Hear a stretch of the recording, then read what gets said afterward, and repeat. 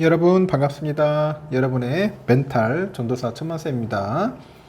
여러분의 인생을 제가 좀 잘 풀어주고 싶어요. 멘탈도 강하게 만들어주고 싶고 인생도 잘 풀리게 해주고 싶네요.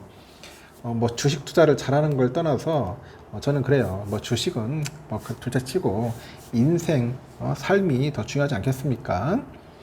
행복하게 사는 삶, 그게 더 중요한데, 하여튼 여러분의 인생이 잘 풀리고 있다는 증거에 대해서 한번 간략하게 이야기를 해볼게요. 먼저 인간관계가 이제 좁고 이제 깊어지는 겁니다. 좁고 깊어진다.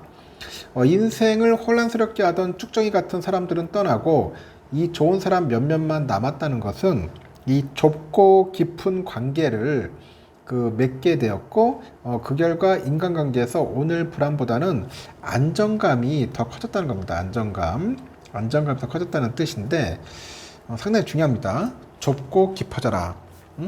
그리고 예전보다 나를 더 보듬어 준다. 스스로의 성격과 취향과 약점 등 자신에 대해서 더 깊이 이해를 하고, 이 스스로를 있는 그대로 보듬어 준다면 인생이 무르익었다는 겁니다. 자신을 이 잘 아는 사람들은 이 감정에 쉽게 휘둘리지 않고 어려움이 닥쳐도 지혜롭게 극복해냅니다. 세 번째는 단점을 장점으로 보는 거예요. 이전에는 단점이라고 생각했던 자신의 성격을 받아들일 수 있고 나아가서 장점으로 이용할 수 있다는 것은 자존감이 높아졌다는 겁니다. 자존감. 그래서 자존감 높은 사람은 타인의 평가에 자신의 가치를 의탁하지 않기 때문에 더 주체적으로 인생을 풀어나가는 거죠. 네 번째는 하고 싶은 작은 일이 생긴 겁니다. 작게라도 도전해보고 싶은 일이 생기고 시도해볼 수 있게 되었다는 건 자신의 인생에 애정이 생겼다는 증거죠. 그래서 인생에 대한 애정을 바탕으로 해야 한다가 아닌 하고 싶다. 마음가짐으로 모든 일에 임하는 사람은 반드시 좋은 결과를 얻을 수밖에 없어요. 그리고요, 거절을 잘하게 되었다. 이 부담스러운 그런 부탁을 거부할 수 있고요. 더 이상 남에게 끌려다니지 않는 것은 그 삶에 대한 자신의 주관이야, 주관. 그리고 관점이 생겼다는 건데, 이를 통해서 스스로의 삶을 지킬 수 있게 되었다는 거죠. 앞에 5가지 중에서 2가지 이상이 해당되면 잠시 정체되었던 인생이 여러분의 꾸준한 노력으로 인해서 도약할 준비가 되었다는 겁니다. 그래서 삶을 바꾸기 위해서는 가장 중요한 게 뭐냐, 나 자신에 대한 태도를 바꾸는 거야. 나 자신에 대한 태도를 바꾸자. 어떤 상황에서도 스스로를 호의적이고 긍정적으로 바라봐 주며 자신만을 위한 시간을 마련해 준다면요, 여러분의 삶은 어떤 상황에서도 슬슬 풀릴 겁니다.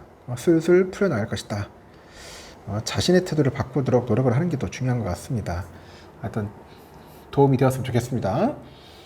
그러면 또 삼성과 관련된 이야기 또 짤막하게 한번 전달하도록 하겠습니다.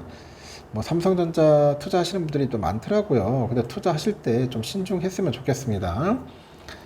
반도체 겨울론, 진짜 겨울이 올까요? 모건 스탠리의 그 비관적인 보고서, 이거로 촉발돼 가지고 반도체의 그 겨울 논쟁이 좀 무색하게 됐는데, 이 차세대 AI 반도체 기술 경쟁이 이제 불붙고요.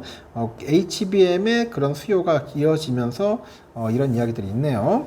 실제로 하이닉스가 최신 인공지능 AI 칩에 들어갈 5세대 HBM이죠. 이거를 세계 최초로 양산하기 시작했다고 합니다. 어제 12단 HBM3E 12단을 가장 먼저 개발한 삼성전자도 연내에 양산을 준비 중인데, 이렇게 AI 반도체의 큰 손인 미국의 엔비디아가 올해는 4분기에 차세대 AI 전용 칩인 그 블랙엘이라고 하죠. 이 블랙엘, 이거 대량의 양산에 돌입을 합니다. 여기에 미국 반도체 기업 마이크론 테크놀로지가 이날 깜짝 실적 발표해가지고 올해와 내년에 그 생산될 HBM 제품이 매진됐다고 이렇게 언급을 해요. 업계에서도 반도체 겨울이 아니라 오히려 훈풍을 기대한다, 그런 모습입니다. 겨울이 무슨 겨울 개뿔 같은 소리야. 이제 훈풍인데. 일단 그런 이야기를 합니다. 하이닉스는 현존 최대 HBM 용량인 36기가짜리를 구현하는 HBM3 12단 제품을 세계에서 가장 먼저 양산했는데, 연내 엔비디아에 공급할 것으로 전해지고, 하이닉스는 삼성전자 마이크론의 12단 시제품보다도 엔비디아의 품질 테스트를 먼저 통과를 했어요. 현재 AI 반도체 주류는 4세대 HBM3랑 5세대 HBM3 8단입니다. 하지만 앞으로 최신 AI 칩에서는 HBM3 12단 제품이 주력으로 채택했다는 이야기인데, 내년에는 HBM3 12단 제품 비중이 40% 정도 높아질 것 같고, 전 세계 AI 가속기 시장을 독점하는 엔비디아가 내년 상반기에 출시할 AI 전용 칩 블랙엘 울트라에 이어서 8개의 HBM3 12단 스택을 탑재할 거로 봅니다. HBM은 여러 개의 그 D램을 그 수직으로 쌓아 올려서 데이터 처리 속도를 혁신적으로 개선한 메모리 반도체예요. HBM3 12단은 기존 8단 제품과 동일한 두께로 3기가짜리 D램에 12개까지 적층했기 때문에 용량을 50% 늘릴 수 있어요. 하이닉스는 D램 단품칩을 40% 얇게 만들어가지고 D램에 수천 개의 미세한 구멍 뚫어요. 전극을 연결하는 TSV 기술로 기존 공정의 그 구조적인 한계를 극복을 합니다. 얇아진 칩을 높이 쌓을 때 휨 현상을 제어해서 안정성을 확보하고 전 세대보다 방열 성능도 10% 올렸죠. 삼성전자도 고부가치 HBM 기술 개발의 속도를 내가지고 HBM 생산에 나서는 건데, 삼성은 올해 하반기에 HBM3 12단 제품을 공급할 예정입니다.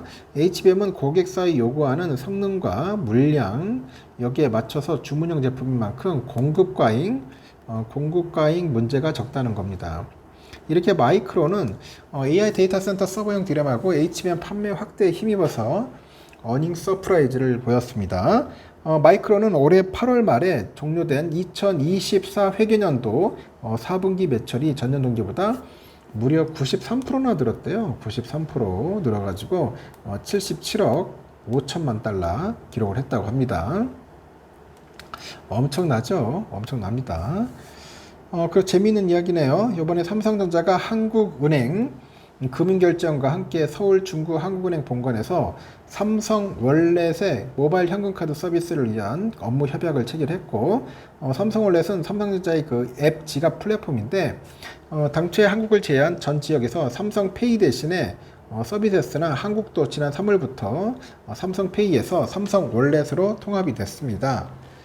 협약 시기에는 금융정보화 추진협의회 의장 기관인 한국은행 그 부총재랑 금융결제원 원장, 삼성전자 MX아프 그 부사장이 참석을 했네요. 삼성전자랑 한국은행 금융결제는 모바일 현금 카드랑 삼성 월렛 서비스의 안정적인 연계를 위해서 협력하기로 협의를 했고, 현재 삼성 월렛은 10개 은행의 ATM 입출금 서비스를 지원 중인데, 단 해당 은행 ATM에서만 이용이 가능합니다. 삼성월렛은 계좌 연계 지원 은행이 우리, 신한, 국민, 하나, 기업, 농협, 식협, 그리고 대구은행, 부산은행, 새마을금고 이렇게 되는가 봐요.